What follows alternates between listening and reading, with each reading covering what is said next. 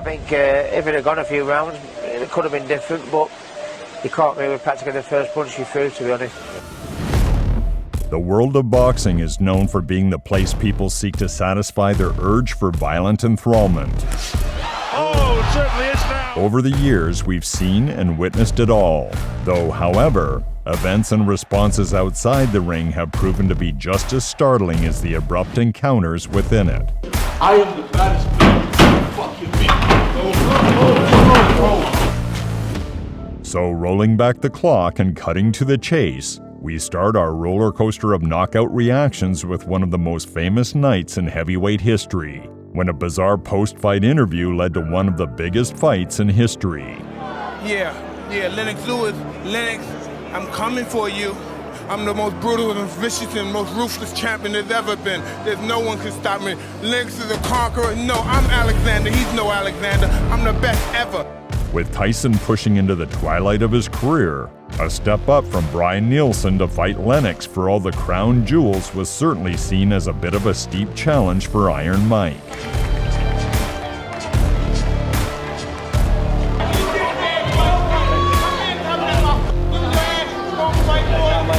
How do you see this fight turning out? Champion of the world, Mike Tyson.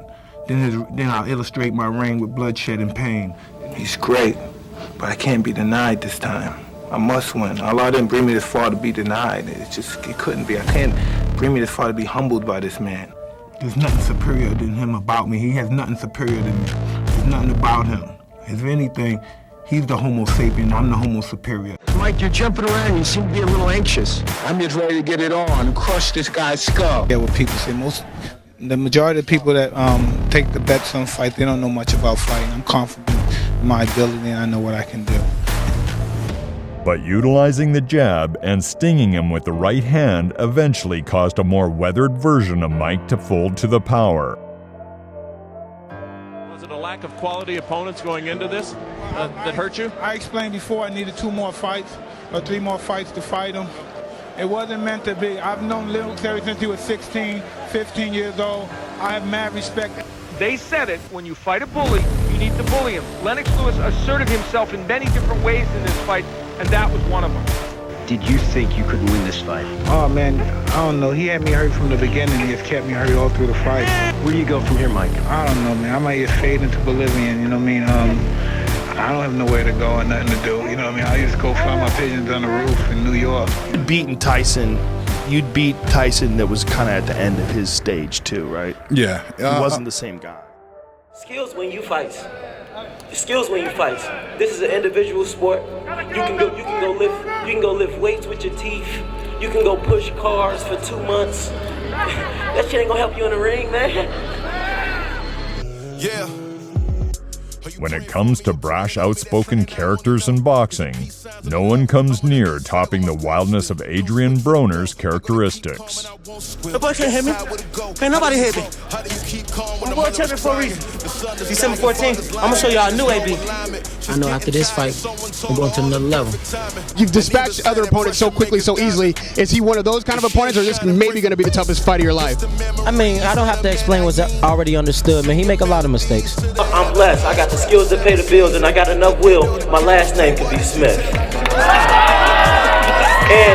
And the fight, I don't think it's going for full 12 rounds. I'm going for the knockout. However, the old saying, what goes around comes around, seemed to certainly manifest itself the night Marcos Maidana stepped in, ending Broner's 28-fight win streak in humiliating fashion. You know, it happens to the best of them, and even as of right now, I'm still one of the best. Oh, okay. I did the whole tour with them, and we was in the last city in Las Vegas. I went straight to camp. So you took it seriously, but you didn't really have the time because you're out, you know, basically partying with rappers. Nah, coming from that lifestyle to back to this lifestyle, it got to take time. Like, I know what went wrong for me. God had that plan already. It don't matter if I had Jesus in my corner. God had that plan. We can't stop his plan. I don't think it's going to be too much of a challenge for me, so I don't really think I need to spar any more than 8 rounds. That's probably how long the fight's going to last. In more recent affairs, it was the night Liam Smith pulled off a surprising knockout victory against Eubank Jr. that left a strong stench of humble pie looming in the air. Said, I will win this fight with a degree of ease. Now you've been away and worked on different things, different game plans. Has that prediction changed at all? No, my predictions never change. I think this is going to be an awesome fight while it lasts. But my prediction is that I go in and I stop this guy. I know what Liam is. There's nothing he's going to be able to do that is going to, confuse me or that I'm not going to see coming. I think 50% of what I can be would be enough to beat Liam. All I need to be is 50% to beat you. Whether I turn up at 50% is yet to be seen. You're not full, well, you're not turning up at 50%. You're hoping. It can't go 12 really because you don't move, you stay in the pocket. And if you stay in the pocket with me, I'm going to roast you. To do his own work this time though, he lets go with the left hand. Eubank to the left hander, down he goes in the blue corner, and he is in huge trouble. Eubank. A tough night? No, I wouldn't even say that. I was having fun. I was landing my shots, and he caught me with a once in a lifetime shot. I got up, recovered. He put it on me again.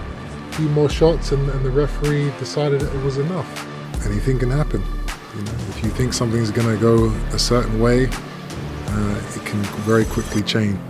He did what he needed to do. The build-up was the build-up. We got a bit ugly at the end. I regretted that. I respect your family, I always have. If the fans want to see a rematch, we can get on Anfield. I'm not going to lie, I did not expect to be here, about to do another gloves rock with Liam Smith. Confident he had what it takes to figure out the unsolved puzzle of Alexander Usyk, Tony Bellew took his chances back in 2018 in a bold attempt to strip the cruiserweight king of all his crown jewels. I have the one thing that he doesn't have, and that's a punch that can switch lights off within the blink of an eye. Superstar, megastar, you understand? The most formidable cruiserweight that we have personally ever seen, barring. And I just want to know if I can beat him. I think I can.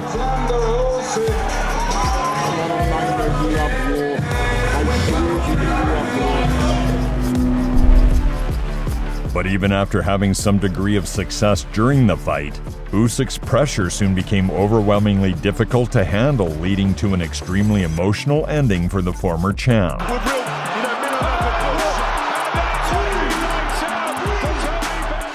He's a brilliant fighter. It's so hard to pin down, and then when you nail him, he's good at it. He's exceptional, man. That's the difference between world class and an elite level. I'm telling you now, he caught me the harder in the third round. He really did caught me, and I thought, oh my eye. I got tired for the first time in my whole entire career. But believe you me, I understood, because as I said, I don't remember absolutely anything after round 8. The next thing I remember was waking up in the dressing room. Touch that chin. I'll touch that chin. I'm gonna hit you with that left hook right there. Well, I can see it actually. I can see that hip. I'm gonna beat him, I'm gonna knock him out. We'll see you April 22nd. Without a doubt, the blockbuster of the year came in a lightweight shootout from one of the most anticipated bouts of recent times. He said it! The world knows! He said it! There's no going back now. There ain't no going back. Hey. It's not amped up yet, but when it does get amped up, I'm gonna be ready. I have a spirit of competition in me, and you're gonna see that come out when I fight Tank and whoop his ass. I think it's gonna be quick. You think it's gonna be quick? I think I'm gonna break his jaw. Wow. I think I'm gonna break his jaw, and he's gonna be on the canvas face first. Though boasting all the confidence and showmanship in the pre-fight build-up, Tank still managed to prove himself to be levels above Ryan. Did it hit that rib part at all, Ryan? Yeah. I didn't want to continue because my rib. How close did you come to getting up? I ain't got no excuses. I just gonna get up. Tried my best. He caught me with a good body shot. Come back stronger. And yeah, man. I think somebody that is just a little bit more disciplined than me and has a little bit more activity can give him a lot of problems. He's so slow right here. I'm looking at him like, he's 1-0 on you. Yeah. These are the two biggest names in the division. I want to see it again. Mate, all the respect in the world to you. You're the future. You're the future of this game.